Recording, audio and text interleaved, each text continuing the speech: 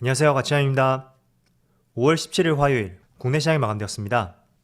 자, 오늘은 생각보다 시장이 맑았던 하루였던 것 같아요. 정말 오랜만에 맑은 시장이었다는 말을 쓰는 것 같은데 오늘 시초가는 소폭의 상승으로 출발했었죠. 그런데 종가까지 계속 상승폭을 키워갔었고 결국에는 코스피가 0.9% 상승으로 마감이 되었습니다. 그리고 코스닥. 자, 코스닥은 조금 더 힘을 발휘했고 1.1% 상승과 함께 오늘 굉장히 좋은 모습을 보여주었네요. 자, 그리고 시가총액 상위 종목들을 보면 오늘은 전반적으로 지수가 강한 상승을 보여주었기 때문에 대부분의 종목들이 상승이 났어요. 특히 반도체 업종의 상승이 조금은 돋보였던 것 같고, 그리고 포스코홀딩스 원자재 관련주라든지 플랫폼 기업들, 2차전지 모두 좋은 흐름을 보여주었죠. 그리고 코스닥. 자, 코스닥도 마찬가지로 대부분의 종목들이 강한 상승이 나왔고 확실히 코스피보다는 상승폭이 더 큰 것 같아요. 에코프로비엠도 4%의 상승이 나왔고 첨보가 오랜만에 6%의 강한 상승이 나왔습니다. 그동안 LNF, 에코프로비엠 이 두 종목에 비해서 상승폭이 조금은 아쉬웠다면 오늘은 오랜만에 강한 상승이 나왔죠. 자, 이어서 코스피의 수급을 한번 살펴볼게요. 오늘 좋은 흐름이 나왔음에도 불구하고 외국인의 소폭의 순매도가 있었고 기관은 금융투자를 중심으로 순매수를 보여주었습니다. 일단 다시 한번 외국인이 순매도를 보여주었지만 규모 자체는 크지 않다고 생각이 돼요. 그래서 내일 시장도 한번 지켜보고요. 그리고 코스닥은 자, 코스닥도 마찬가지로 기관이 나홀로 순매수를 보여주었고 외국인은 이 정도면 거의 움직임이 없었다고 볼 수 있겠네요. 자, 그리고 삼성전자 오늘 종가가 2% 이상의 상승이었다면 좋았겠는데 동시효과에 약간의 밀리는 모습이 나왔었죠. 그래서 2%가 조금 못 미치는 상승을 보여주었고 수급을 보면 오랜만에 기관과 외국인의 동반 순매수가 들어왔습니다. 물론 외국인은 많은 수준은 아니지만 그래도 오랜만에 매수가 들어왔다는 것에 대해서 한번 의미 부여를 해보고요. 그리고 SK하이닉스는 지금 5거래일 연속으로 기관이 순매수를 보여주고 있네요. 연기금이 꾸준히 매수하고 있죠. 투신도 들어오고 있고 보험 쪽에서도 확실히 기관 쪽에서 매수세가 조금씩 잡히는 것 같아요. 자, 그리고 어제하고 동일한 가격에 마무리되었던 기아 오늘도 여전히 외국인의 순매수가 들어왔고 기관은 3거래일 연속으로 순매도를 보여주었습니다. 자, 그리고 2차전지 관련주 삼성 SDI 외국인은 소폭의 순매도가 있었지만 기관은 6거래일 연속으로 꾸준히 매수를 보여주고 있네요. 자, 이어서 주체별 매매 동향에 대해서 살펴보도록 하겠습니다. 5월 17일 외국인이 가장 많이 매수한 종목은 후성, LNF, SK텔레콤, 기아, 포스코홀딩스 이렇게 다 종목을 순매수 상위종을 올렸습니다. 후성은 실적 발표가 있었는데 굉장히 실적이 잘 나왔더라고요. 그래서인지 외국인의 매수세가 강하게 들어왔네요. 그리고 기관은 삼성전자, SK하이닉스, LG에너지솔루션, SM, 카카오 이렇게 다 종목을 순매수 상위종을 올렸습니다. 자, 반도체 관련주를 많이 매수했는데 삼성전자의 금액을 한번 보세요. 다른 종목들에 비해서 굉장히 많이 매수를 했죠. 자, 이어서 글로벌 증시의 흐름을 살펴볼게요. 자, 어제는 미국 증시의 흐름이 그렇게 좋지는 않았었죠. 지금 보시는 것처럼 S&P 500은 0.4% 하락이 나왔고 나스닥은 1.2% 하락이 나왔습니다. 그리고 다우지수만 소폭의 상승으로 마감이 되었는데 자, 어쨌든 어제 3대 지수가 좋지 못했다고 하더라도 국내 시장은 굉장히 좋은 모습이 나오고 있어요. 자, 그래서 우리가 어제처럼 미국 증시는 상승하는데 국내 증시는 별다른 움직임이 없다. 물론 굉장히 아쉬울 수도 있겠죠. 그렇지만 지금 구간에서는 충분히 오늘 같은 흐름도 나올 수 있는 만큼 너무 미국 증시와 연동되지 않는 것에 대해서 아쉬워하기보다는 이제는 저점을 다질 수 있는 그런 시간으로서 한번 생각해 보시고요. 어쨌든 오늘 미국 시장 흐름이 어떻게 될지 모르겠지만 다시 한번 또 하락이 나오던 급락이 나오던 지금의 코스피 밸류에이션을 봤을 때 거의 10년대 최저점이라고 볼 수 있는 만큼 지금 구간에서 너무 하락장에 대해서 겁먹지 말자 그렇게 말씀드리겠습니다. 자, 그리고 다른 아시아 증시도 한번 볼게요. 일본 니케이는 소폭의 상승을 보여주고 있고 대만은 1%의 상승이 나오고 있습니다. 그리고 상해 지수도 0.3%의 상승이 나오고 있죠. 자, 그런데 중국 증시를 보면 마찬가지로 굉장히 많이 빠졌어요.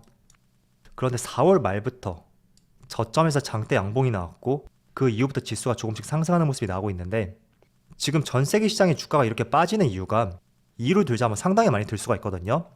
대표적으로 금리 인상, 인플레이션, 그리고 중국 봉쇄 조치.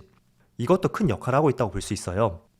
자, 그런데 최근의 기사들을 보면 조금씩 봉쇄 조치가 완화될 것이다. 그런 기사들이 상당히 많이 나오고 있고 실제로도 조금씩 완화되는 조짐을 보여주고 있습니다. 그래서 그 기조에 맞춰서 중국 증시도 반등이 나오는 것 같고, 그리고 또 어제 제가 이런 말씀을 드렸잖아요. 우리가 지금 한 달 뒤, 두 달 뒤, 그 앞을 정확하게 맞출 수는 없습니다. 그렇지만 조금은 거시적인 흐름을 봤을 때는 중국이 마냥 봉쇄 조치를 취할 것도 아니고 또 5월, 6월, 7월 매달 0.5% 금리 인상 예고를 했던 만큼 분명히 물가 상승에 대해서도 조그만 가시적인 성과가 나올 수도 있어요. 그래서 당장 눈앞의 상황에 대해서는 우리가 맞출 수는 없겠지만 이런 부분은 결국에는 해결이 될 것이다. 그 점에 포커스를 맞춰보시면서 시장을 대응해보신다면 좋을 것 같습니다.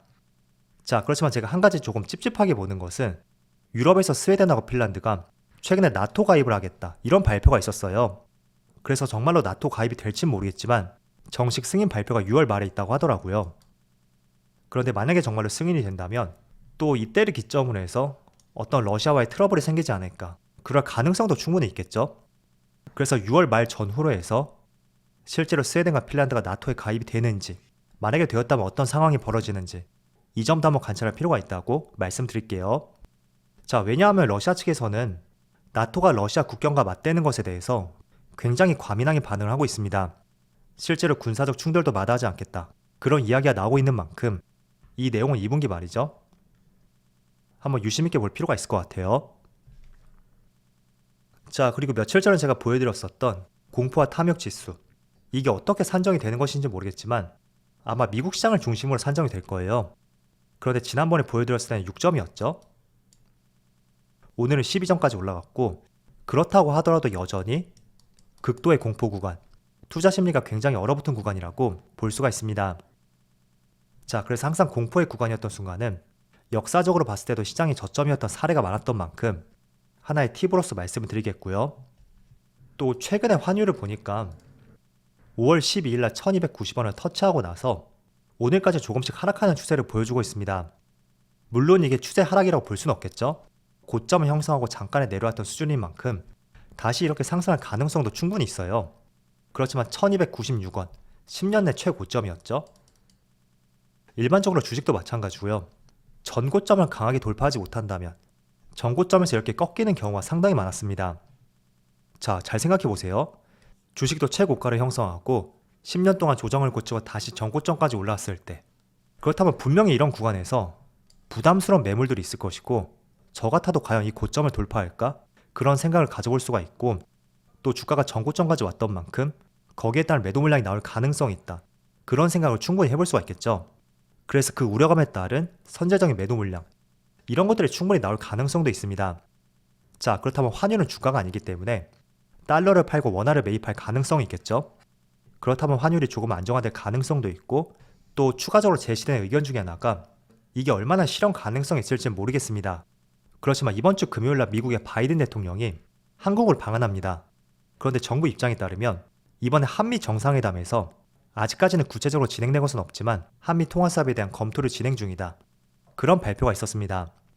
자, 한미 통화수합이라는 것은 한마디로 일정 기간 내에 미리 약속한 환율에 따라서 서로 다른 통화를 교환하는 외환 거래를 말합니다. 그래서 실제로 체결이 된다면 한미 통화수합을 통해서 일정 부분 외화 유출을 막을 수가 있고, 이거는 환율 안정화를 불러올 수 있는 좋은 수단이 될 수 있거든요. 대표적인 사례가 바로 IMF였고, 그 당시에 외화가 많이 부족해졌고 그로 인해 외환 위기가 왔었기 때문에 그 뒤에 발생이 되었던 글로벌 금융위기, 그리고 코로나, 이때도 마찬가지로 한미 통화사업을 진행했었죠. 자, 그런데 지금은 경제 위기까지는 이어지는 것은 아닌 만큼 실제로 가능성은 조금 낮다고 생각이 돼요. 그렇지만 정부 측에서 검토를 아예 안 하는 것은 아닌 만큼 약간의 기대감을 가져볼 수 있는 내용이라고 말씀드리겠고요. 그리고 이렇게 환율이 지금 고점을 형성했는데 제가 최신 자료를 업데이트를 했거든요. 날짜는 2000년 1월부터 2022년 4월까지, 저번 달까지예요. 코스피는 종가 기준이고요. 한 달 종가고 환율도 한 달 종가, 말일 기준으로 나타낸 차트의 흐름인데, 자, 이렇게 보더라도 확실히 환율이 떨어지면 지수는 올라가죠. 또 환율이 떨어지면 지수는 올라가고, 마찬가지로 환율이 떨어지면 지수는 상승하는 이런 패턴들이 발생이 되었습니다. 자, 때문에 지금의 환율에 대해서 너무나 많이 상승했다. 지금은 그게 중요하지 않다고 생각이 돼요. 지금 환율이 1290원이라고 하더라도 여기서 이게 상승할 가능성이 있는지 아니면 하락할 가능성이 더 많은지 그 점을 여러분들이 검토할 필요가 있고요. 만약에 정말로 하락할 가능성이 있다고 생각이 된다면 저는 지금과는 적극적으로 매수할 수 있는 그런 타이밍이 되지 않을까 이렇게 볼 수 있다고 생각이 되거든요. 물론 제 입장에서도 본다면 과거에 환율이 1300원을 돌파했을 때 그때는 분명히 경제 위기가 동반이 되었습니다. 대표적으로 IMF가 있었고 또 2008년 이 당시에 글로벌 금융위기가 왔었죠. 그리고 그 이유를 제외한다면 환율이 1300원을 돌파한 적이 한 차례도 없어요. 물론 이 당시에도 잠깐 돌파를 했었는데 이때는 IMF 바로 직후였거든요. 그때 환율이 1800원에서 1100원까지 가파르게 하락했었고 거기에 따른 반발 상승 이런 패턴이 발생되었던 구간이었던 만큼 약간은 참조하기에는 조금 애매한 구간인 것 같아요. 그래서 과연 환율이 더 상승할 수 있는지 혹은 상승보다 하락할 폭이 더 큰지 그 부분을 한번 검토해 보시고요. 공교롭게도 지금 10년의 최고점인 상황에서 자 바로 삼성전자의 주가가 이렇게 저점에서 반등하는 모습을 보여주고 있습니다. 물론 이게 추세 상승의 시발점이다.